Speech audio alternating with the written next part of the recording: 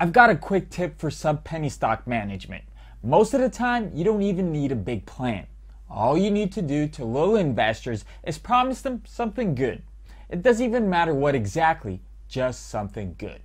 And there are people out there who will gather just like flies.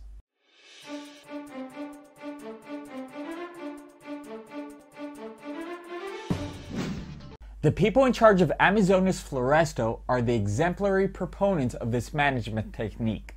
All it took for the price to double was one simple, uninformative press release. It doesn't even need to be truthful. Heck, there's even a lie in the first sentence. Generating profit. Let me tell you, this pink sheet is definitely not generating profit. It's not even generating revenues. According to the third quarter report, the company had $50,000 in cash, a whopping $34.7 million in inventory, $540,000 in current liabilities, no revenues, and a net loss of $23,000.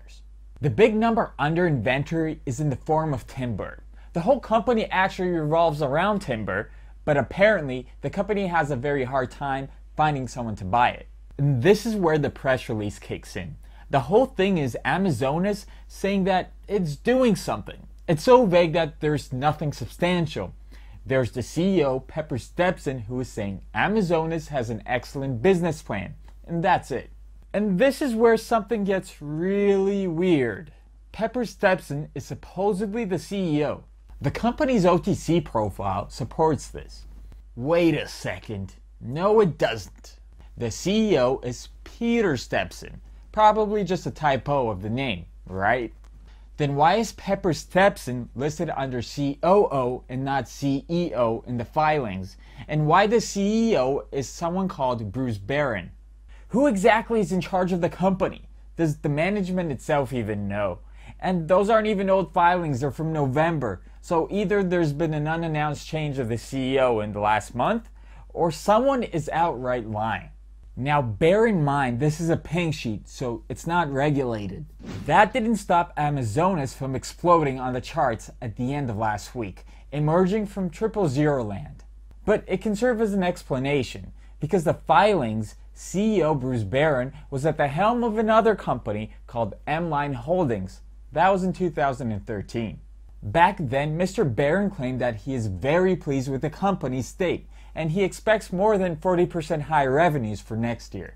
15 months later, M-Line is delinquent in its filings, and traces of it are hard to find. Alarmingly, Amazonas' last pair contained some suspiciously similar statements to the ones from 2013.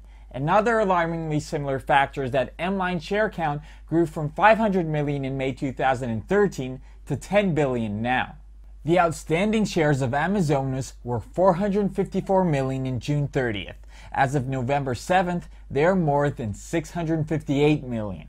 There's even speculation on investor boards that there's now 876 million shares, but that's just speculative.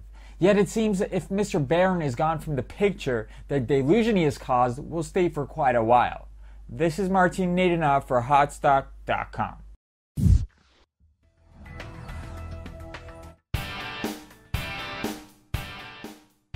I have a small amount of money to invest and I want to gamble in the market.